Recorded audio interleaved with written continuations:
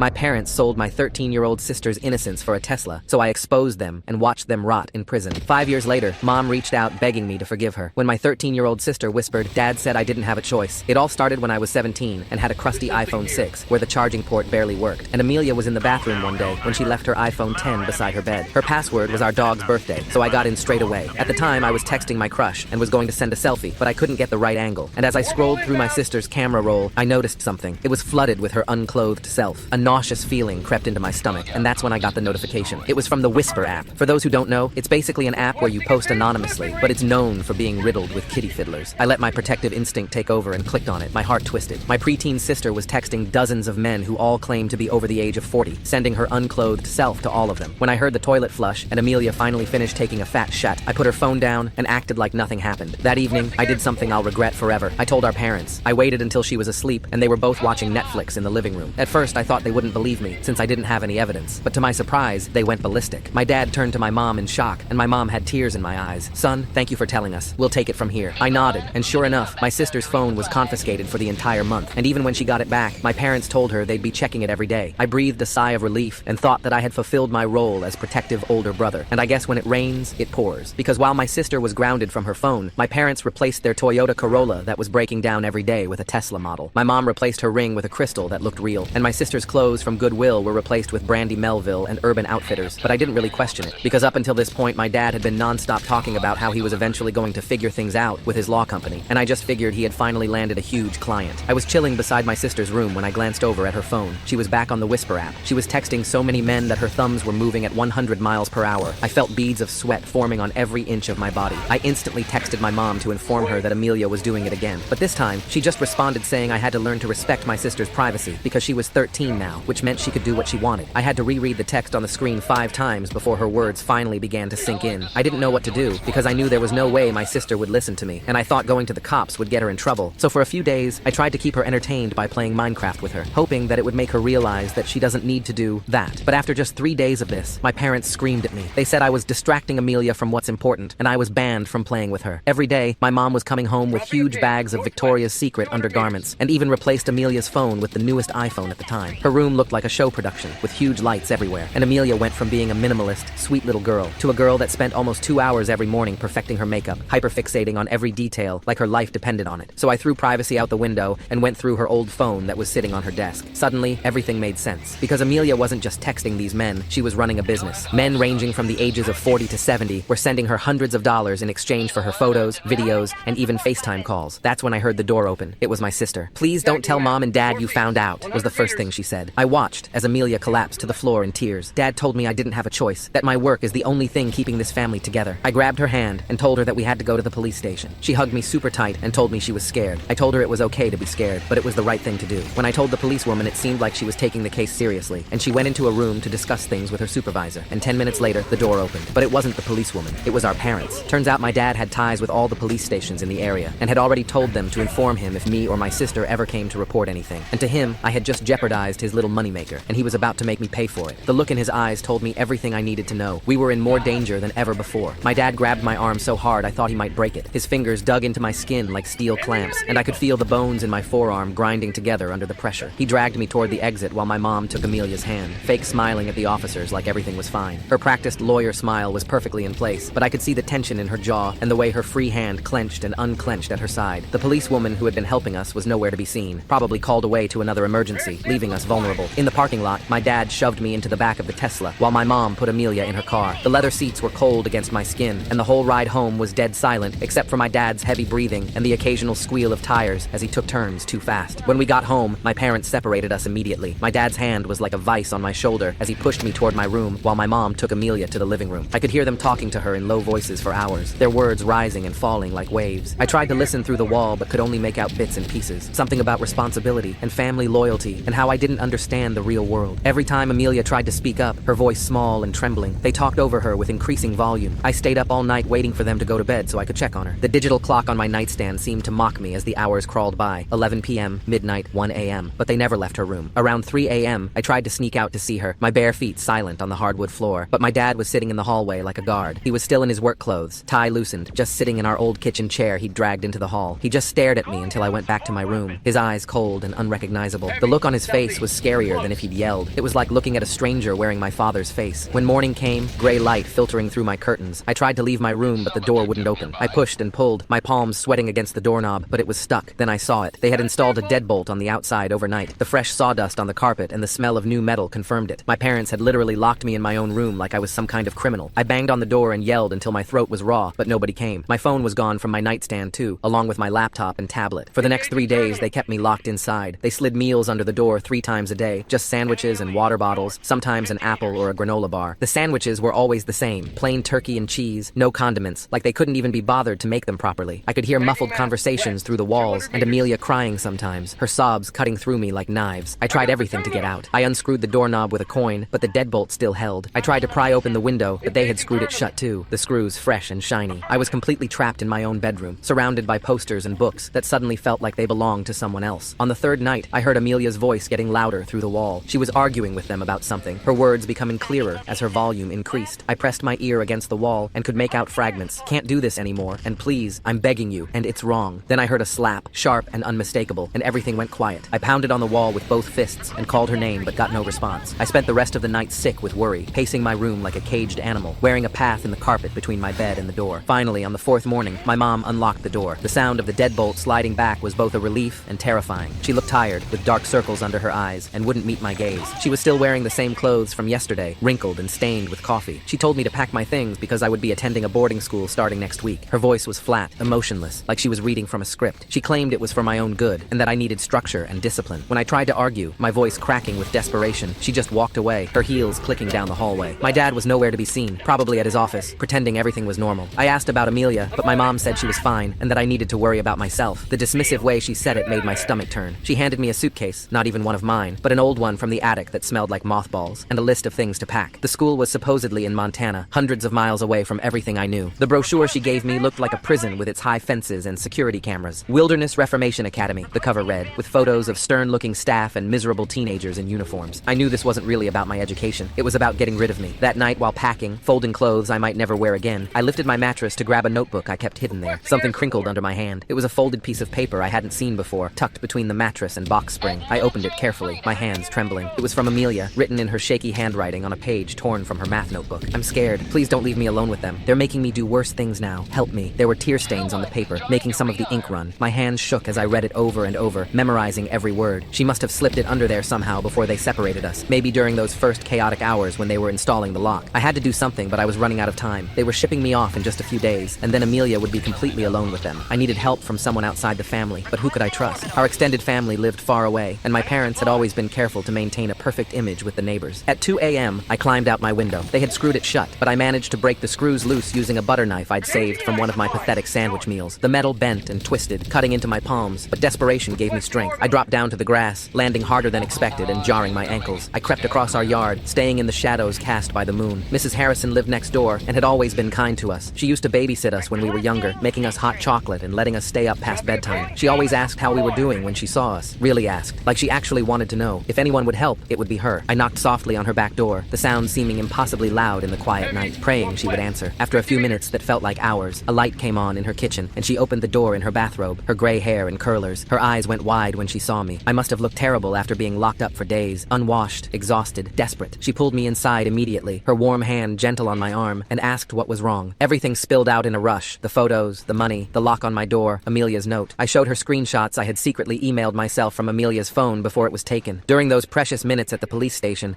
I'd sent them to an old email account my parents didn't know about, one I'd created years ago for a school project. Mrs. Harrison's face went pale as she scrolled through the evidence on her tablet. She kept shaking her head and muttering about how she knew something was off with my parents lately. All those expensive purchases, the new Tesla, my mom's designer bags, the sudden home renovations, had made her suspicious. She'd mentioned it to her husband, wondering if they'd gotten an inheritance or something. She called her daughter Angela right away, even though it was the middle of the night. Her hands shook as she dialed, and she had to try twice to get the number right. Angela worked at a non-profit for exploited children and knew exactly what to do. Within hours, as dawn was breaking, a social worker arrived at Mrs. Harrison's house. Her name was Michelle, and she had kind eyes, but a serious expression. She wore jeans and a sweater, like she'd thrown on whatever was closest when she got the call. She took notes as I told her everything, asking detailed questions about dates and times, her pen moving quickly across her notepad. But when Michelle went to our house with the police later that morning, my parents had coached Amelia perfectly. I watched from Mrs. Harrison's window, my heart sinking with each passing moment as they all stood in our driveway. The morning sun made everything look normal, peaceful even. Amelia denied everything, saying I was making it up because I was jealous of her new clothes and phone. She even smiled and laughed, playing the part of a happy teenager without a care in the world. The performance was flawless. She'd learned from 2 lawyers how to lie convincingly. My parents presented themselves as concerned, loving guardians, worried about their troubled son, who was creating drama for attention. The social worker left with promises to follow up, but I could tell from her body language that she was doubting my story now. My parents were good at manipulation. They were both lawyers after all, trained in the art of persuasion. They knew exactly what to say and how to act, what clothes to wear to look respectable, but not too wealthy. As soon as the cars pulled away, my dad looked directly at Mrs. Harrison's house. He knew where I was, and the look he gave was a clear threat. I couldn't go back home now. Mrs. Harrison said I could stay with her, setting up the fold-out couch in her den, but we both knew my parents would come for me eventually. I was a minor, and they were my legal guardians. The law was on their side unless I could prove what they were doing to Amelia, but she was too scared or too brainwashed to tell the truth. Years of being the good daughter, of wanting to please them, had made her the perfect victim. That night I couldn't sleep, tossing and turning on the unfamiliar couch. I used Mrs. Harrison's computer to research what to do. I created anonymous accounts on parenting forums and described the situation without using names or identifying details. The responses poured in within hours. Hundreds of people urged me to document everything and contact specific organizations. Some shared their own horror stories of family exploitation, tales that made me realize how common this kind of abuse really was. One message stood out from the others. A woman claiming to be a retired family court judge gave detailed advice about recording conversations and gathering evidence legally. She explained recording laws in our state. We were in a one-party consent state, meaning I could record conversations I was part of. She said what would hold up in court versus what would be dismissed as hearsay. She said I needed concrete proof, not just accusations. Audio recordings would be key, along with any financial records I could obtain. I spent the next day planning while Mrs. Harrison went about her routine, trying to act normal in case my parents were watching. She brought me meals and checked on me regularly, her face creased with worry. I found an old MP3 player in her garage, buried in a box of her son's things from high school. Her son had left it behind years ago when he went to college. It still worked and had a recording function with surprisingly good quality. I tested it several times to make sure the audio was clear, recording myself reading from a book and playing it back. I hid it in my pocket and practiced turning it on without looking, memorizing the exact sequence of buttons. Before going back, I prepared myself mentally. Mrs. Harrison let me borrow her phone to text my parents, pretending I was ready to come home and apologize. I wrote and rewrote the message a dozen times, trying to strike the right tone of defeat and submission. They were suspicious at first, my dad sending terse one-word responses, but eventually they agreed to let me return. They probably figured it was better to have me where they could control me than out in the world where I might cause more trouble. My dad said he would pick me up that evening after work. My dad barely spoke during the drive home, his jaw clenched tight. The silence was oppressive, broken only by the hum of the electric engine and the sound of other cars passing. When we arrived, my mom hugged me like nothing had happened, her perfume overwhelming. She said she was glad I had come to my senses and that we could put this whole unfortunate incident behind us. Amelia was in her room with the door closed. They wouldn't let me see her, saying she was busy with homework and needed to concentrate, but I could hear the fake camera shutter sounds from her phone, that artificial click that had become the soundtrack to our nightmare. At dinner, my parents acted normal, talking about the weather and asking about school like I hadn't been locked in my room for days. My mom had made lasagna, my former favorite, like that would somehow make everything okay, but there was a tension underneath everything, like a wire stretched too tight. I kept the MP3 player recording in my pocket the whole time, my hand occasionally brushing against it to make sure it was still running. After we ate, my dad asked to speak with me privately in his office. This was what I had been waiting for. He closed the heavy oak door and turned to face me. His whole demeanor changed instantly, the mask dropping. He grabbed my shoulders and squeezed hard, his fingers finding the exact spots that were still tender from before. He told me I had no idea what I'd almost cost the family. His voice was low and dangerous as he explained that Amelia's work was the only thing keeping us afloat. Without it, we'd lose the house, the cars, everything. He said I was being selfish and naive, that I didn't understand the sacrifices parents had to make. I asked him how he could do this to his own daughter, my voice barely steady. That's when he really lost it. He shoved me against the wall, my head hitting the bookshelf behind me, and said I didn't understand how the world worked. He said Amelia was smart and mature for her age, and that she was choosing to help the family. He claimed other kids her age were doing far worse things, substances, violence, actual prostitution, and at least she was safe at home where they could protect her. The mental gymnastics were staggering. The threats got more specific. He said if I interfered again, he would make sure I was sent somewhere I'd never be found. He mentioned boarding schools that were more like work camps, places in Utah and Montana where troubled kids disappeared for years, places where they broke you down and rebuilt you into someone compliant. He said he had connections everywhere through his law practice, and nobody would believe a delinquent teenager over 2 successful lawyers. My mom walked in then, closing the door behind her, and backed him up completely. She started guilt-tripping me about how Amelia's work was paying for my future college. She pulled out bank statements showing the college fund they'd started, the numbers growing each month. She said they were building a nest egg for both of us, and that I was being ungrateful. She claimed they were protecting Amelia by monitoring everything and keeping her safe from real predators who might hurt her. In their twisted logic, they were the heroes of this story, protecting their daughter while securing our family's future. The mental gymnastics were insane,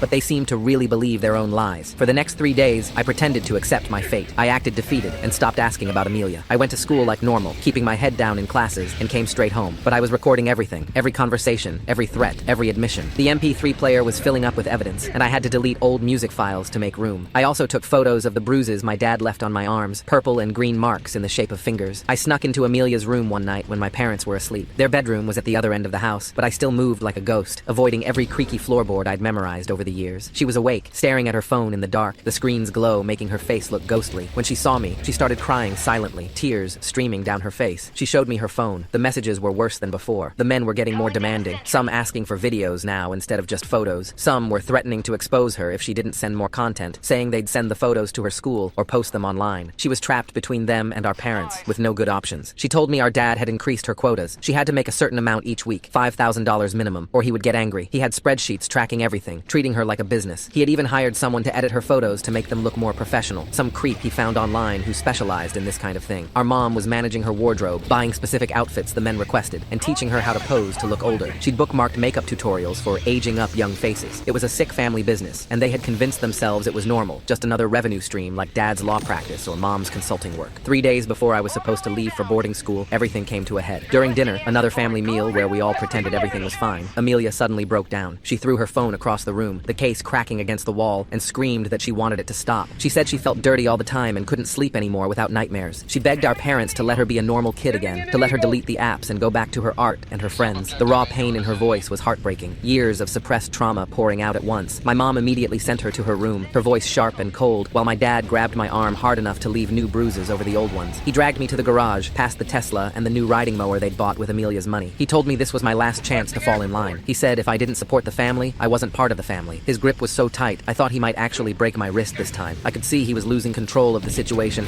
and that made him dangerous, like a cornered animal. That night, I knew I had to act fast. I used Mrs. Harrison's phone to call the nonprofit directly. Angela answered even though it was past 10 p.m., her voice alert despite the hour. I played her all the recordings from my MP3 player, holding the phone up to the tiny speaker. The evidence was undeniable. My parents admitting to everything, threatening me, discussing quotas and payments like Amelia was a product instead of their daughter. Angela said she would handle it personally and told me to keep Amelia safe if I could. She said she was calling in favors and pulling strings to fast-track this. The next morning, my parents were preparing to drive me to boarding school. My suitcase was already in the car, and they were rushing me to leave before I could say goodbye to Amelia. My mom kept checking her watch, saying we needed to make our flight. That's when 2 caseworkers arrived with a court order for emergency custody removal. Angela had worked through the night to get it, calling judges at home and presenting the evidence. My parents tried to refuse entry, my dad using his lawyer voice to demand warrants and threaten lawsuits, but the workers had already contacted law enforcement. As officers arrived, their presence making everything suddenly real, my dad tried to claim the recordings were edited. He said I was tech-savvy and had manipulated the audio using software. He pointed to the bruises on my arms and said they were from sports, even though I hadn't played anything in months and everyone knew it. My mom cried perfectly on cue and said we were destroying our family over a misunderstanding, that they were good parents who had made some poor financial decisions but never hurt their children. They were convincing liars, but the evidence was too strong. That's when Amelia finally found her courage. Maybe it was seeing the police and knowing she was safe, or maybe she just couldn't pretend anymore. She came out of her room, still in her pajamas, looking so young and vulnerable. She told them everything, how it started when she was 12, just modeling photos, they said, how it escalated slowly, so slowly she didn't realize how bad it had gotten until it was too late. She explained what they made her do, how much money was involved, how they told her she was saving the family. She showed them the messages on her phone and the banking apps our parents used. Her voice was small but steady as she spoke her truth, and I had never been prouder of her. The officers separated us from our parents while they investigated. We watched from the back of a police car as they led our parents away in handcuffs, our mom still crying and our dad stone-faced. We were placed with our Aunt Sarah from our mom's side, who drove 2 hours to get us that same day. She lived in a small town where nobody knew our family's reputation. She had no idea what had been happening. My parents had isolated us from extended family, claiming everyone was too busy to visit. She was horrified when she learned the truth, crying as she held Amelia and promised to keep us safe. During the investigation, more evidence emerged. The forensic team recovered deleted messages from cloud backups, showing the full extent of the operation. There were conversations going back 2 years, thousands of messages my parents thought they'd erased. Bank records revealed large deposits from dozens of men across the country, some international transfers too. Some of Amelia's photos had been sold on websites overseas, distributed beyond what even my parents knew. The scope was bigger than even I had realized. My parents had turned their daughter into a product, packaging and selling her innocence to the highest bidders. The legal process took months. My parents tried various defenses through their high-powered lawyer friends. First, they claimed they were protecting Amelia by monitoring her online activity, that they'd discovered she was taking photos on her own and stepped in to supervise. When that didn't work, they said they were desperate and about to lose everything, that the economy had destroyed Dad's practice. They painted themselves as victims of circumstance who made a terrible mistake under pressure. Their lawyer argued for leniency based on their previous clean records and standing in the community. But the prosecutor had recordings of my dad threatening me and admitting to everything. They had documentation of the emotional and psychological damage to Amelia from court-appointed therapists. Child exploitation experts testified about the long-term trauma this kind of abuse causes, how it rewires young brains and destroys trust. The judge, a woman with daughters of her own, saw through all their excuses. Both of my parents were convicted on multiple counts and sentenced to prison. 8 years for my dad, 6 for my mom. Throughout everything, I testified about finding the initial evidence and trying to protect my sister. It was hard reliving those moments in court, seeing my parents in orange jumpsuits, but I knew Amelia needed me to be strong. She was getting intensive counseling and support to heal from the trauma. Some days were harder than others. She would have nightmares or panic attacks when she saw older men who looked like the ones from the app. She couldn't stand the sound of camera shutters and would freeze when anyone tried to take a photo, even innocent family pictures. Our Aunt Sarah was amazing through it all. She took time off work to be there for every court date and therapy session, never complaining about the disruption to her quiet life. She turned her guest room into a safe space for Amelia, painting it in soft lavender and filling it with books and art supplies. She never pushed us to talk, but was always there when we needed her, often just sitting quietly while we processed everything. She helped us learn what a real family was supposed to be like. Supportive without conditions, protective without control. Slowly, Amelia started to heal. She deleted all social media and focused on school and real friendships. She joined the art club and discovered she loved painting, especially watercolors of landscapes, places far away from cameras and phones. She started volunteering at an animal shelter, finding peace in caring for creatures who loved unconditionally. She was returning to the sweet minimalist girl she once was before everything happened, but stronger now. Sometimes I would catch her humming while she painted, old songs our grandmother used to sing, and it was the most beautiful sound in the world. We both learned to trust again, knowing we had saved each other. I learned that being a protective older brother meant more than just keeping secrets. It meant fighting for what was right, even when it was scary, even when it cost everything. Amelia learned that she was worth more than what those men paid for her photos. She was worth everything just by being herself, her kindness, her creativity, her resilience. We learned that family isn't about blood or obligation, but about choosing to protect and support each other. Our parents' house was sold to pay for legal fees and restitution. We didn't want anything from it anyway. Too many bad memories soaked into those walls. Sarah helped us pack up our old rooms on a gray autumn day, keeping only what really mattered. Photo albums from before everything went wrong, Amelia's art supplies, my books, small treasures from a childhood that ended too soon. I found the note Amelia had left under my mattress and gave it back to her. She read it once, then burned it in Sarah's fireplace, watching the smoke carry away that desperate plea. She hugged me and said I was the best brother in the world, and for the first time in years, I actually believed it. The next few months were rough, but we were finally free. Sarah's house became our sanctuary, this little two-story place with a big backyard and a vegetable garden she tended every morning. She set us up with new routines that felt normal for the first time in forever. Amelia went to the local middle school where nobody knew our story, and I finished my senior year at the high school down the road. We ate dinner together every night at 6 p.m. sharp, talking about regular stuff like homework and what was on TV. But the legal stuff wasn't over. The prosecutor called me constantly with updates and questions. They found more victims. Turned out my parents had been coaching other families to do the same thing with their kids. My dad had been running seminars disguised as financial planning for families, where he taught desperate parents how to exploit their children online. The FBI got involved when they traced payments across state lines. I had to testify 3 more times, each time seeing my parents get thinner and grayer in their jumpsuits. Amelia struggled with the therapy at first. She'd sit in Dr. Michelle's office for full sessions without saying a word, just drawing in her notebook. The therapist was patient though, never pushing, just being present. After about 2 months, Amelia finally started talking. First, just about small things like how she missed our old dog who died the year before. Then gradually about the photos and the men, and how dirty she felt all the time. Some nights she'd wake up screaming and Sarah would sit with her until dawn, making hot chocolate and playing card games. School was weird for both of us. I couldn't focus on normal teenage stuff when I knew what we'd been through. My classmates complained about curfews and not getting the newest iPhone while I was dealing with FBI agents and court dates. I made one friend though, this kid Tyler, whose parents had gone through a nasty divorce. He didn't ask questions when I had to leave early for court or when I couldn't hang out because Amelia needed me. He just accepted that I had heavy stuff going on. The trial date kept getting pushed back because my parents' lawyer kept filing motions. They tried to get the recordings thrown out, claiming I'd violated wiretapping laws. When that failed, they tried to argue entrapment, saying I'd manipulated them into confessing. Every delay meant more anxiety for us. Amelia started having panic attacks when brown envelopes arrived from the court. She'd see the official seal and just freeze up, her breathing getting shallow until Sarah or I could calm her down. One day, about 4 months after we'd moved in with Sarah, Amelia asked if she could see the recordings. I didn't want to play them for her, but the therapist said it might help her process what happened. So we sat in Dr. Michelle's office and listened to our dad describing her like a product, talking about profit margins and market demand. Amelia cried through the whole thing, but afterward she said she was glad she heard it. She said it helped her understand that none of it was her fault, that they'd planned everything. The worst part was when other kids from our old school found out. Someone's parent who worked at the courthouse leaked details and suddenly everyone knew. Kids were screenshotting news articles and sharing them in group chats. Some sick creep even found old photos that had been posted online and shared those too. Sarah had to get lawyers involved to get them taken down. We both deleted all our social media and changed our phone numbers. Amelia didn't leave the house for 2 weeks after that, too scared of running into someone who'd seen the photos. But Sarah's neighbors were amazing. Mrs. Chen from next door started bringing over fresh vegetables from her garden, never asking questions, but always checking if we needed anything. Mr. Rodriguez taught me how to fix cars in his garage, giving me something to focus on besides the trial. His daughter Gloria was in Amelia's grade and became her first real friend there, inviting her to sleepovers and treating her like any other kid. The whole neighborhood seemed to form this protective bubble around us without making a big deal about it. 6 months in, my parents' lawyer reached out about a plea deal. They wanted to plead guilty to lesser charges in exchange for shorter sentences, 3 years instead of 6 to 8. The prosecutor asked what we thought. Amelia surprised everyone by saying no. She wanted them to face the full consequences of what they'd done. She was tired of them trying to minimize and manipulate their way out of trouble. I backed her up completely. Sarah said she'd support whatever we decided. The trial finally happened 8 months after that first night I found the photos. Walking into the courtroom felt surreal. My parents sat at the defense table looking like strangers. My mom had lost weight and her hair was completely gray. My dad kept his eyes down the whole time, never looking at us. Their lawyer painted them as desperate parents who made a terrible mistake, but the evidence was overwhelming. The jury deliberated for only 3 hours. When they read the guilty verdict, my mom broke down sobbing. My dad just nodded like he'd expected it. Amelia grabbed my hand so tight I thought she'd break my fingers. During victim impact statements, I talked about finding my little sister's photos and realizing our parents had turned her into a commodity. Amelia wrote a letter that the prosecutor read for her about losing her childhood and learning to trust again. Even the judge looked emotional. Sentencing happened 2 weeks later. My dad got 10 years, my mom got 7. They'd have to register as SX offenders and could never have unsupervised contact with minors again. As they led them away in handcuffs, my mom looked back at us. I saw her mouth, "I'm sorry," but Amelia had already turned away. That was the last time we saw them. After the trial, things slowly got better. Amelia threw herself into her art, painting these beautiful landscapes of places she wanted to visit someday. She started selling them at local craft fairs, earning her own money in a way that made her proud. She joined the school's environmental club and made friends who cared about saving sea turtles and planting trees, normal kid stuff that she'd missed out on before. I graduated high school and got into a state college about an hour away. I almost didn't go, worried about leaving Amelia, but she insisted. She said I'd saved her, and now I needed to save myself by building my own life. Sarah promised to call if anything happened. I majored in social work, wanting to help other kids in bad situations. My professors said I had unusual insight for someone so young, if only they knew. Amelia came to visit me at college once a month. We'd get pizza and walk around campus, talking about everything and nothing. She told me about her new art teacher who was helping her apply to specialized high school programs. She was thinking about becoming an art therapist someday, helping other kids heal through creativity. She still had bad days. Certain sounds or smells would trigger memories, but they were getting less frequent. Sarah officially adopted us a year after the trial ended. The paperwork was just a formality since she'd already become our real parent in every way that mattered. We had a small celebration in her backyard with the neighbors. Mrs. Chen made dumplings and Mr. Rodriguez grilled burgers. Amelia painted a portrait of the 3 of us that Sarah hung in the living room. It was the first time our little makeshift family felt permanent and safe. 2 years later, I was home from college for winter break when Amelia showed me a letter. One of the men who'd bought photos had been arrested and wanted to apologize as part of his plea deal. She asked if she should read it. I said it was her choice. She thought about it for days before deciding to burn it unopened in Sarah's fireplace. She said she didn't need his apology to move forward. She was already healing on her own terms. The money from our parents' house went into a trust for our education and therapy. Neither of us wanted to touch it at first. It felt tainted, but Sarah helped us see it as taking back what was stolen from us. Amelia used some for art supplies and a summer program in Italy. I used it for textbooks and to help other students who couldn't afford them. We turned something dirty into something useful. I started dating a girl named Michelle in my junior year. Telling her about our past was terrifying, but she just held my hand and thanked me for trusting her. She came to Thanksgiving at Sarah's and fit right in. Amelia grilled her about her intentions like a protective little sister should. Watching them laugh together in the kitchen made my chest tight with happiness. We were building the family we should have had all along. Amelia graduated high school with honors and got into art school on a full scholarship. Her portfolio was full of paintings about resilience and growth, flowers breaking through concrete, storms clearing to reveal sunlight. The admissions committee said her work showed unusual emotional depth. At her graduation, she gave a speech about second chances and finding beauty after darkness. She didn't mention our parents or what happened, but everyone who knew our story understood. 5 years after that night I found the photos. We were okay. Not perfect, still healing, but okay. Amelia was thriving in art school and had her first gallery show planned. I was working at a non-profit helping at-risk youth, using everything I'd learned to spot the signs others might miss. Sarah was still our rock, never asking for thanks, but always there when we needed her. We had Sunday dinners and holiday traditions, and inside jokes like any other family. Sometimes I think about our parents in prison. I wonder if they really understand what they did, or if they still see themselves as victims of circumstance. Amelia says it doesn't matter what they think anymore. We survived them. We saved each other. And now we're building lives filled with the kind of love that protects instead of exploits. That's the only revenge that matters. Living well despite everything they tried to take from us.